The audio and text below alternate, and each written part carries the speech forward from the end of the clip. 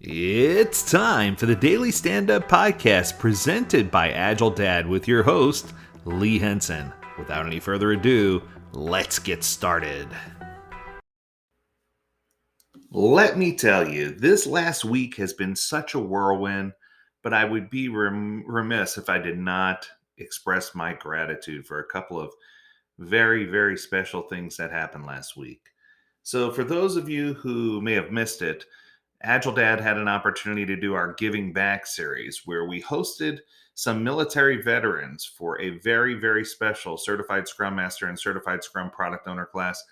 And let me start by saying it was nothing less than absolutely amazing. The students we had in class were top notch. They all were eager to learn. Things were exciting. Lots of tears were shed. It sounds crazy, but it's true. I've never met a more enthusiastic group who ate up every ounce of learning that they could so that they could use this both in their personal and professional lives. Which led me to the question, we talked about appreciation and we talked about how we should have a gratitude journal and document things that we're grateful for.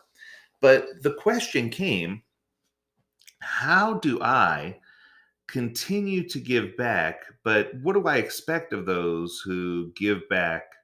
So, in other words, I guess let me reword this. In order for me to continue to give back, what do I expect of those who attend those type of courses? And it's a good question because we can tell you we frequently get requests from people who, whether it's Ukrainian refugees or people who are unemployed or underemployed or people who are veterans or mothers who are re-entering the tech industry or whatever it might be. We're always looking for opportunities to help grow and improve and help the Agile community get better over time and become more diverse and more inclusive. And one of the big things, one of the big takeaways I had from last week's class is that my expectations may have been too low for some of the previous classes. This class last week really just knocked it out of the park. And what I can tell you is I have a newfound expectation. And I guess what I want to do is refer to this episode as something for nothing. And the reason why I want to call it that is because a lot of times I've heard people say, if you give someone something with no expense, that they don't value it, that they don't appreciate it, and that it won't be an instrument that they use in their tool chest. It won't be one of their tools. Because if you can give somebody something for free, they'll never learn how to do things on their own, and they'll never learn how to utilize that tool, or they won't value it as much. And I guess the question then becomes a question of value. And where it sounds like I might be rambling, I promise I'm going to pull all this together right here. So there was a student in the military class, and he told me a story, an incredible story. And first, he pulled out a flag and he says, every flag has a story, which is true.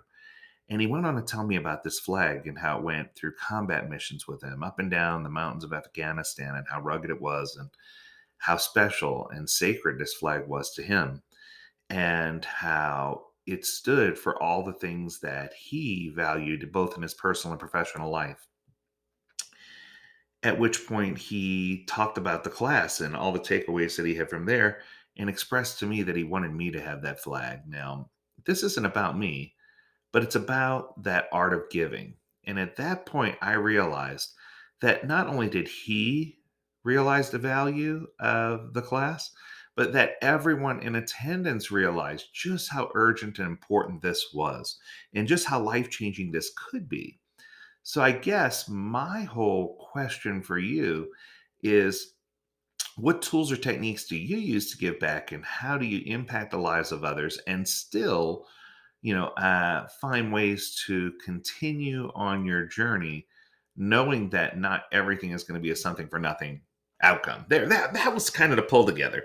So what I'm hoping is that I can leave you with three keys or three little tools or three little tickets, if you will, that you can use that are going to help you in both your professional and personal life, that are going to guide you to help you understand better where you're trying to go and what you're trying to do, and tools that will help you navigate some of the tough situations when they do arise.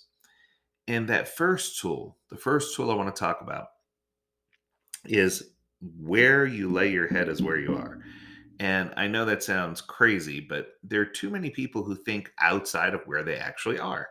And I'm not saying don't dream, and I'm not saying don't relish the past, but what I am saying is live where you are. Understand where you are. And if you understand where you are and you live where you are and you know what you have and what you can give back and how you can help others, it may be totally different than what I can do, but that's okay because you're doing your part and you're doing your fair share. And that's going to help you both in your personal and in your agile professional career.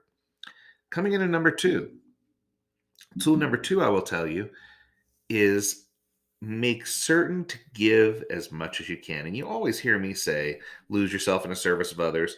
But in a spirit of giving and in a spirit of Thanksgiving and in a spirit of the holidays, I think it's time for all of us to turn our thoughts to what we can give to do better at Agile, what we can give to be better people, and what we could give to live better lives. Um, this week, I have an opportunity to present at a conference in Chicago, and I'm just so excited to share with those folks some of the learnings that I've had and some of the things that have helped me frame up my life and have helped me have an open mindset.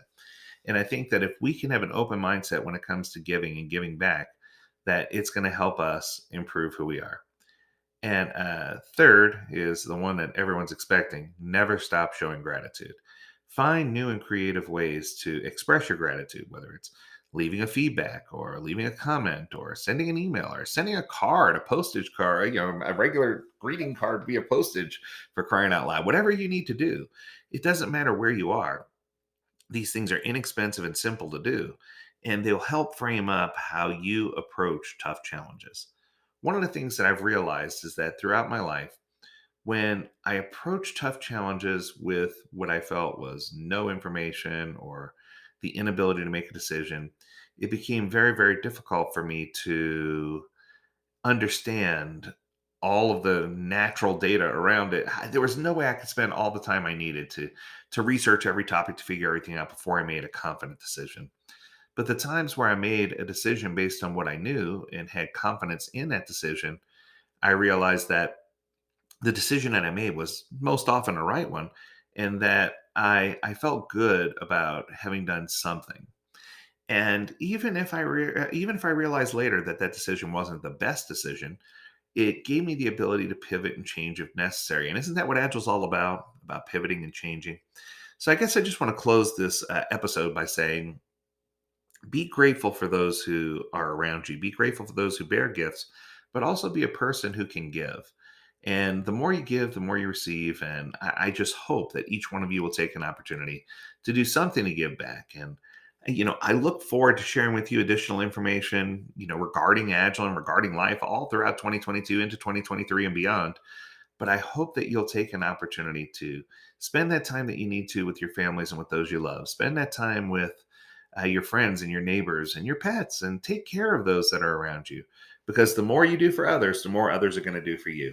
Until next time, I encourage you to stay healthy, stay well, and stay agile, my friends. Do take care.